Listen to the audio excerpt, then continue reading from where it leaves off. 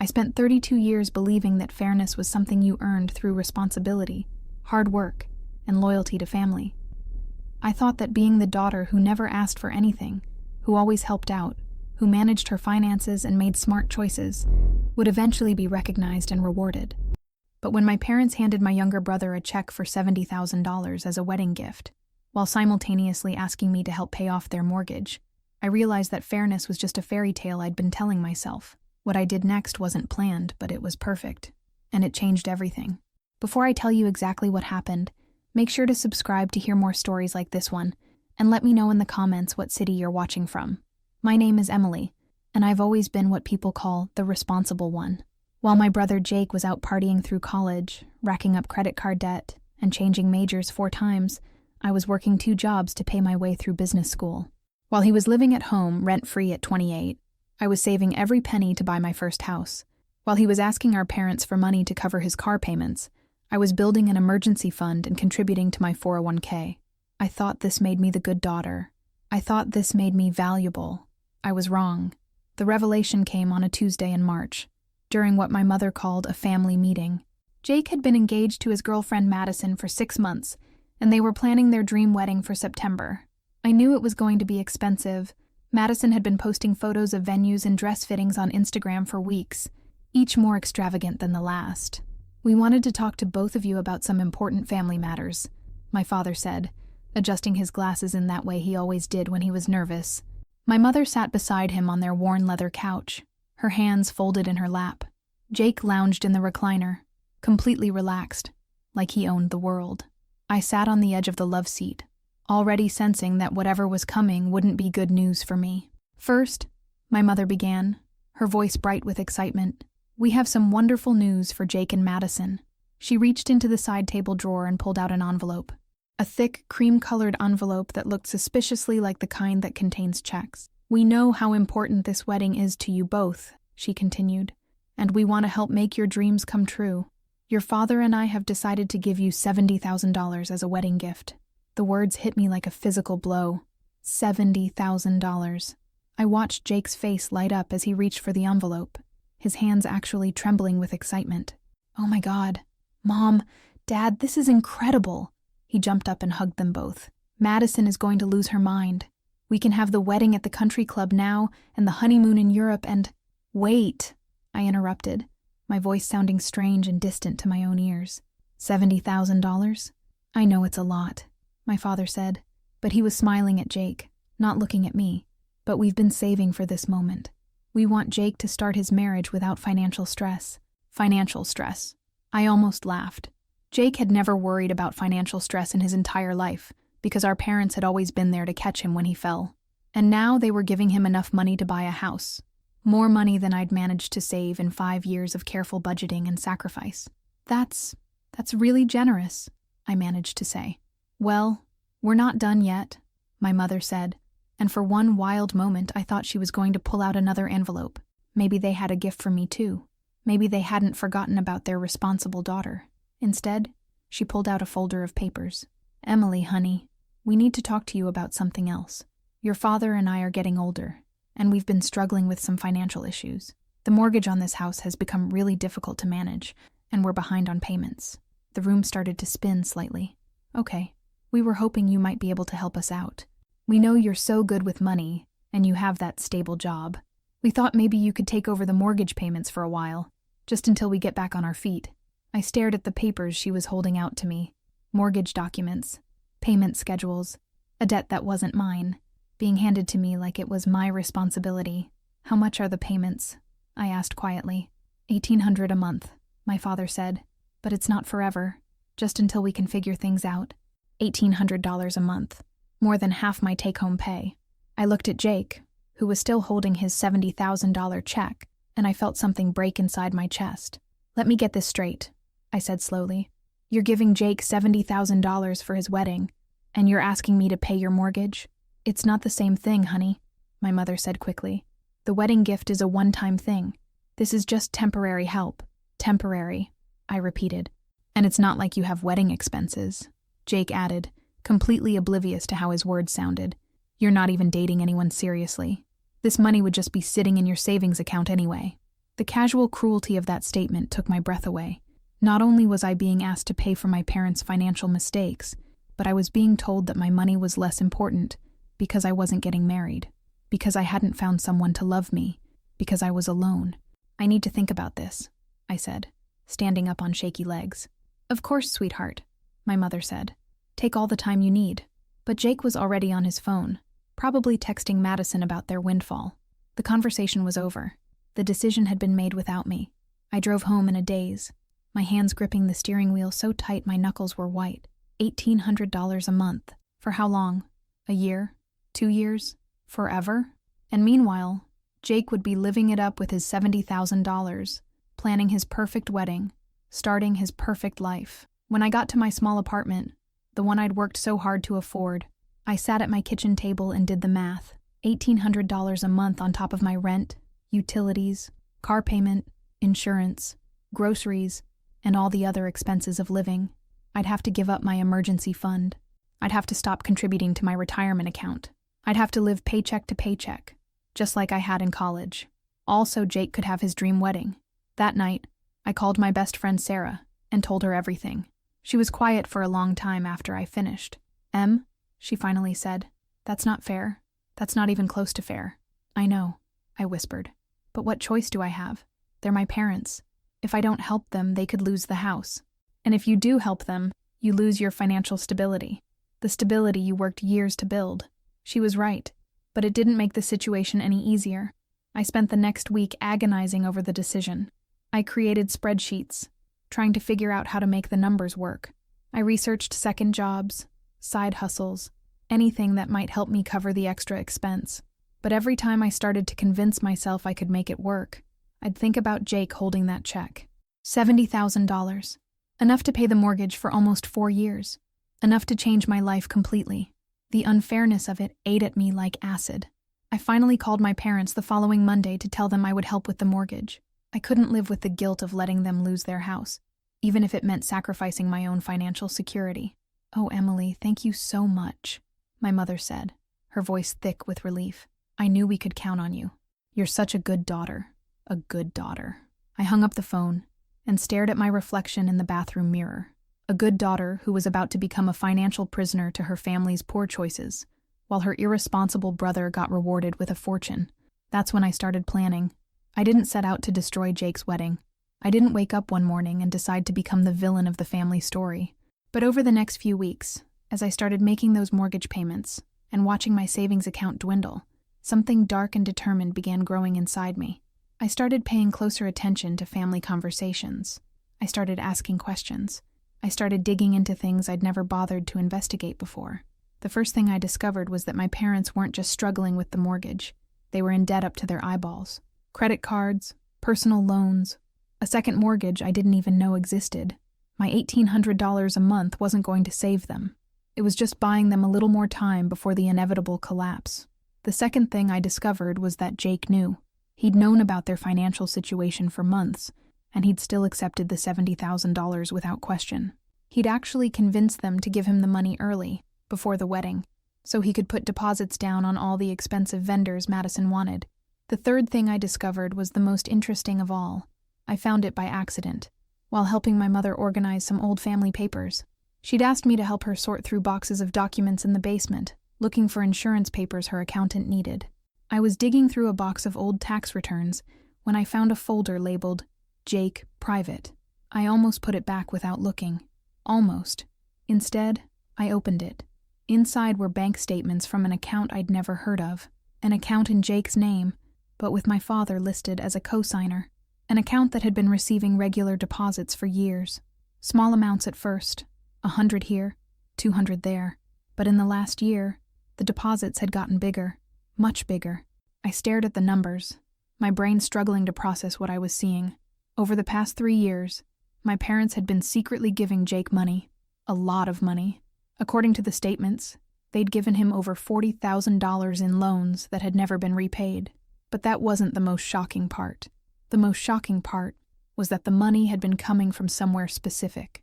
According to the memo lines on the bank transfers, it had been coming from something called Emily College Fund, my college fund. The one my parents had always claimed had been used up during my freshman year. The one that had supposedly been depleted, forcing me to work 2 jobs and take out student loans to pay for my education. They'd been giving my college money to Jake. I sat on the basement floor, holding those bank statements, feeling like I was going to throw up. Not only had my parents lied to me about my college fund, but they'd been systematically transferring my money to my brother for years, money that could have paid for my education, money that could have helped me buy a house, money that could have given me the financial security I'd worked so hard to build, and now they were asking me to pay their mortgage while giving Jake $70,000 more. The unfairness of it was breathtaking, but what made it truly unbearable was the realization that this had been going on for years, and I'd never known. I'd been working myself to the bone, sacrificing and saving and struggling, while my parents had been secretly funding Jake's lifestyle with money that should have been mine. I carefully photographed every page of the bank statements with my phone. Then I put the folder back exactly where I'd found it and finished helping my mother organize her papers. I didn't say anything about what I'd discovered. I just smiled and helped her carry boxes upstairs and made pleasant conversation about the weather. But inside, I was planning. Jake's wedding was still 4 months away. 4 months to figure out how to use this information.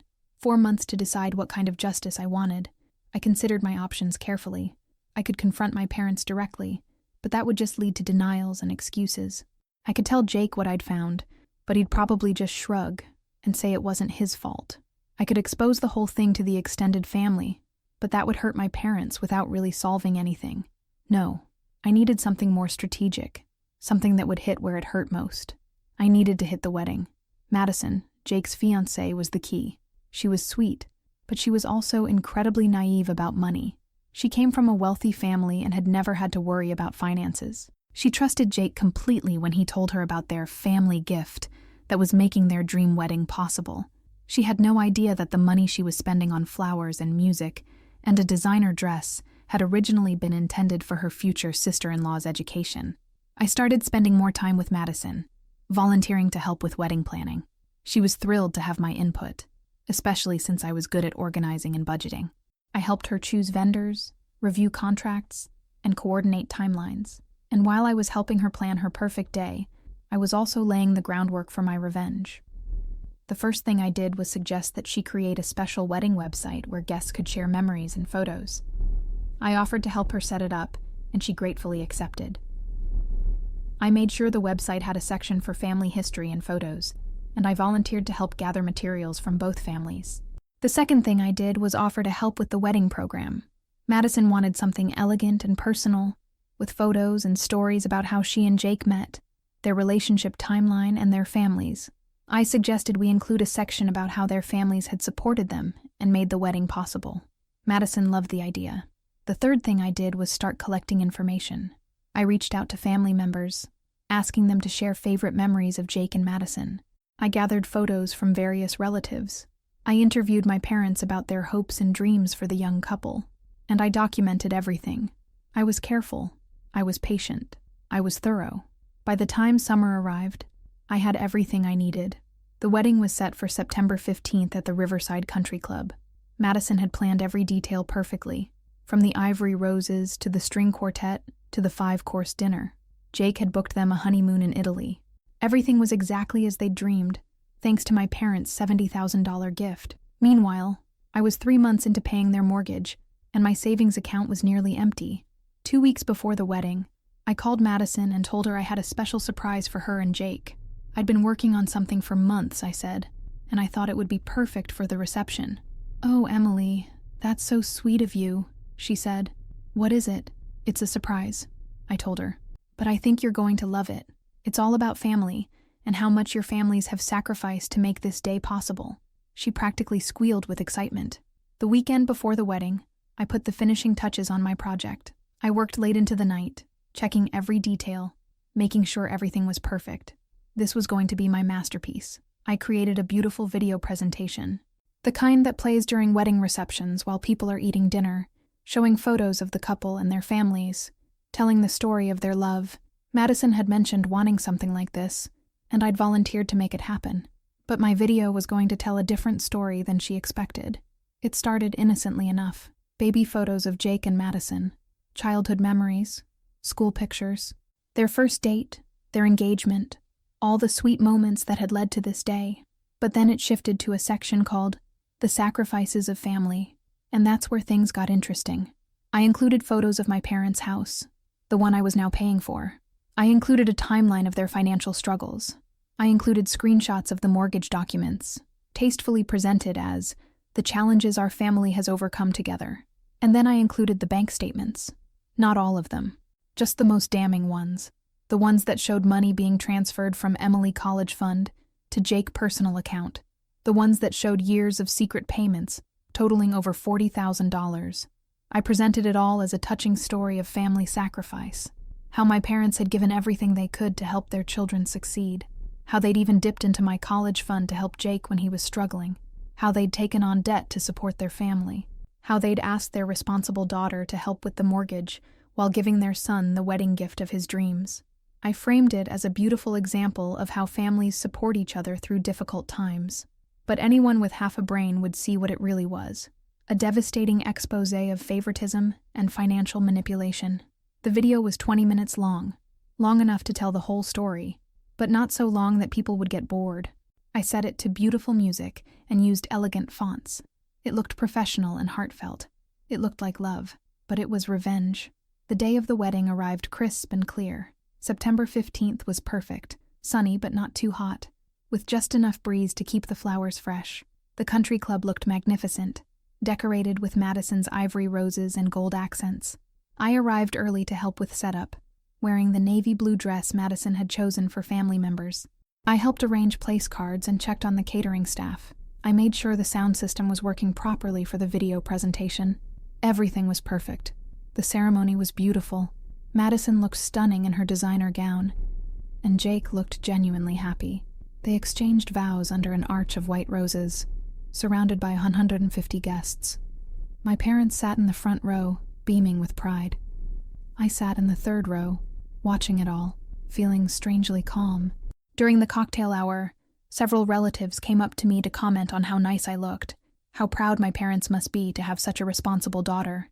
I smiled and made pleasant conversation, all while checking my phone to make sure the video was ready to go.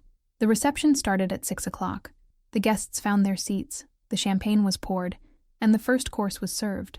Madison and Jake looked radiant at the head table, surrounded by their wedding party. At 7:30, right after the main course, the DJ made an announcement.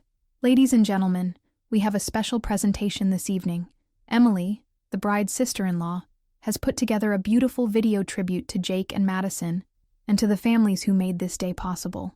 So please, turn your attention to the screens around the room. The lights dimmed. The video began. For the first few minutes, everything went exactly as expected. Baby photos got awes from the crowd. Childhood stories got chuckles. Madison reached over and squeezed my hand, tears in her eyes. "This is so beautiful, Emily," she whispered. "Thank you." I squeezed back and smiled. But then the video reached the Sacrifices of Family section. I watched the faces in the crowd as the information sank in. First confusion, then understanding, then shock. I saw my uncle lean over to whisper something to my aunt. I saw Madison's parents exchange glances. I saw Jake's face go pale as he realized what he was seeing. The bank statements were displayed clearly enough that anyone could read them. The dates, the amounts, the memo lines. Emily College Fund to Jake personal account, over and over again. And then came the mortgage documents, showing that I was now making the payments while Jake had received a $70,000 wedding gift. The room got very quiet. Madison stared at the screen, her mouth slightly open. "Emily," she said softly, "what is this?" "It's the story of our family," I said calmly. "The story of sacrifice and support. I thought everyone should know how this beautiful wedding was made possible." Jake stood up abruptly, his chair scraping against the floor. "Turn it off," he said to the DJ. "Turn it off now." But the DJ looked confused, and the video kept playing. My parents were frozen in their seats, staring at the screen in horror. My father's face was completely white. My mother had her hand over her mouth. The video moved into its final section, the true cost of love. This part showed a detailed breakdown of the family finances, the mortgage payments I was making, the debt my parents were carrying, the money that had been secretly given to Jake over the years. And then, in beautiful script across the screen, came the final message. Today we celebrate Jake and Madison's love, made possible by the sacrifices of family. Emily's college fund paid for Jake's lifestyle for 3 years. Emily's current income pays for the family home. Emily's future was mortgaged to pay for Jake's dreams. But love isn't about fairness. It's about giving everything you have to the people you care about. Congratulations to the happy couple. The video ended. The lights came back up. The silence was deafening. Madison was staring at Jake with an expression I'd never seen before. "Is this true?" she asked quietly. "Madison, I can explain," Jake started.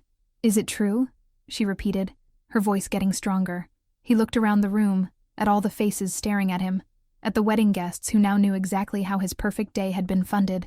It's complicated," he said. "It's not complicated," I said, standing up.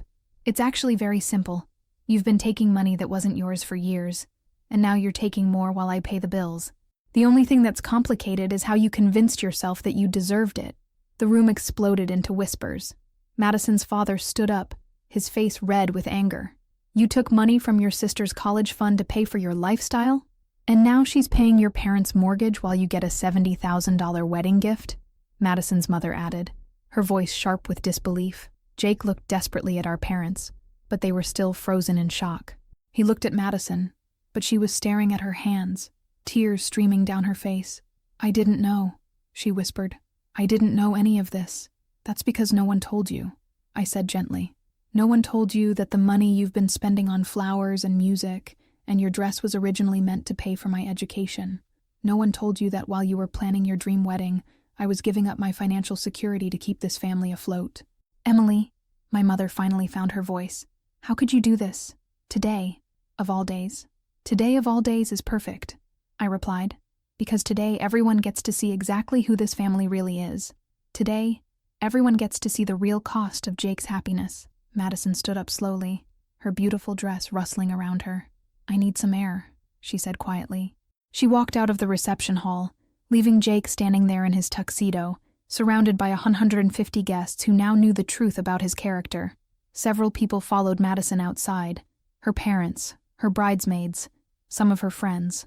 The reception hall slowly emptied as people left to console the bride, or simply to escape the awkwardness. Jake finally sat down heavily, his head in his hands. "You destroyed everything," he said to me. "No," I said calmly. "I just showed everyone what was already destroyed. This family has been broken for years. I just made it visible." My parents finally stood up, looking older than I'd ever seen them. "We need to talk," my father said quietly. "Yes," I agreed. "We do. But not here. Not now. Now. I'm going to go home and figure out how to rebuild my life after giving so much of it to this family." I picked up my purse and walked toward the exit. At the door, I turned back one last time. Jake was still sitting at the head table, alone. Madison was outside, crying in her wedding dress. My parents were standing together, looking lost and confused. The ivory roses were still beautiful. The string quartet was still playing softly. The 5-course dinner was still being served to empty tables. Everything was exactly as Madison had planned, except for the part where everyone was happy. I drove home to my small apartment, changed out of my navy blue dress, and sat at my kitchen table with a cup of tea. My phone was buzzing constantly with calls and text messages, but I ignored them all. I felt strangely peaceful. For the first time in months, I wasn't angry. I wasn't bitter. I wasn't resentful. I was free. The next morning, I got a call from Madison. She'd left Jake at the altar, literally. After hearing the truth about how their wedding had been funded, she'd decided she couldn't marry someone who had been lying to her about something so fundamental.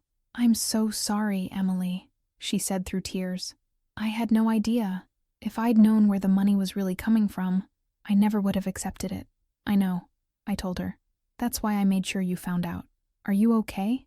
I mean, after everything that happened." I thought about it for a moment. "I'm better than okay," I said. "I'm honest, and that's more than I can say for the rest of my family."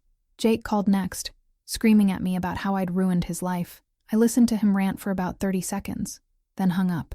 He called back 6 times. I didn't answer. My parents called that evening. They wanted to meet, to explain, to somehow fix what had been broken.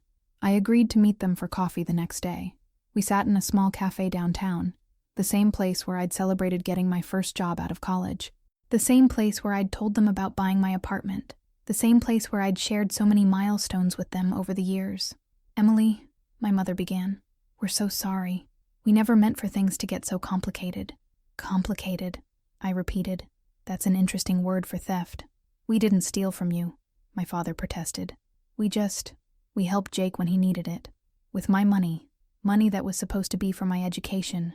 We always planned to pay it back," my mother said weakly. When were you going to pay back the $40,000 you gave Jake? When were you going to tell me that my college fund hadn't been depleted by tuition, but by your other child's lifestyle?" They didn't have an answer for that. "And the mortgage," I continued. "How long was I supposed to pay your mortgage while Jake got wedding gifts? A year? 5 years? Forever? We thought you wouldn't mind," my mother said. "You're so responsible, so stable. We thought you could handle it." "I could handle it," I said. "That's not the point. The point is that you asked me to sacrifice my financial security for Jake's benefit, without telling me that you'd already been doing it for years. We were trying to help both of you," my father said. "No," I said firmly. "You were trying to help Jake. I was just the one paying for it. We talked for 2 hours. They apologized. They explained. They promised to do better.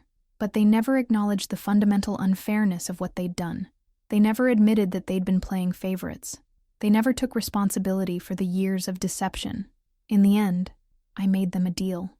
I would continue to help with the mortgage, but only if they signed a formal loan agreement with a payment schedule. I would be paid back, with interest, over 5 years. And there would be no more secret gifts to Jake. They agreed, but I could see the reluctance in their eyes. They didn't really understand why I was being so harsh about money. They didn't see how their actions had damaged our relationship, possibly permanently. As for Jake, he didn't speak to me for 6 months. When he finally did call, it was to blame me for his breakup with Madison, and to demand that I pay for the wedding expenses that couldn't be refunded. I laughed and hung up. Madison and I stayed in touch. She moved back to her parents' house for a while, then eventually relocated to a different city for a fresh start. She sent me a card on my birthday, thanking me for showing her Jake's true character, before she legally bound herself to him. "You saved me from making the biggest mistake of my life," she wrote. "I'm sorry it cost you so much to do it." But it hadn't cost me anything, really. It had freed me. Over the next year, I rebuilt my relationship with money and with myself. I found a new job with a higher salary. I moved to a better apartment. I started dating someone who respected my financial independence and my family boundaries, and I learned to say no. When Jake called asking for money, I said no. When my parents hinted about other financial needs, I said no. When relatives asked me to help with various family expenses, I said no. I wasn't being mean. I was being honest. I was being fair to myself. The family dynamics never fully recovered from the wedding incident. There were still gatherings, still holidays, still the basic interactions that hold families together, but the illusion of fairness was gone. Everyone knew where they stood. Jake eventually found another girlfriend, someone who didn't ask too many questions about his finances. My parents learned to live within their means, mostly because they had no choice. I became the family member who was respected but not taken advantage of. It wasn't the family I'd grown up dreaming of, but it was honest. And honestly, that was worth more than any wedding gift. Sometimes people ask me if I regret what I did, if I regret exposing the truth in such a public way, on what should have been the happiest day of Jake's life. I tell them that I regret being put in a position where I felt like I had no other choice. I regret that my family's dysfunction reached a point where public exposure seemed like the only way to create change, but I don't regret the truth. I don't regret showing everyone exactly who we were and how we treated each other. I don't regret making the invisible visible. Because the truth is, Jake's wedding wasn't the happiest day of his life. It was the most expensive day of his life, funded by deception and family exploitation. And Madison deserved to know that before she committed to a lifetime with someone who would take advantage of her trust. The truth is, my parents' financial struggles weren't my responsibility to solve, especially not while they were simultaneously rewarding my brother's irresponsibility. The truth is, fairness isn't something you can earn through good behavior. Sometimes you have to demand it, and sometimes you have to create it yourself. Looking back, I realized that the wedding video wasn't really about revenge. It was about justice. It was about making sure that everyone involved understood the real cost of their choices and the real impact of their actions. It was about refusing to be silent about injustice, even when that injustice was wrapped in family love and tradition. It was about choosing my own financial and emotional well-being over the comfort of keeping family secrets. And it was about teaching my family that their responsible daughter was also their strongest daughter, and that strength includes the power to say no. The wedding gift I gave Jake and Madison wasn't the video that ended their marriage. It was the truth that saved Madison from a lifetime of financial manipulation and emotional neglect. It was the honesty that forced Jake to confront the consequences of his choices. It was the transparency that finally brought our family's dysfunction into the light. Some gifts are wrapped in pretty paper and tied with bows. Others come in the form of difficult truths and uncomfortable conversations. But the best gifts are the ones that change everything for the better, even when they're painful to receive. I gave my brother a gift he'll never forget, the gift of accountability. And I gave myself the gift of freedom.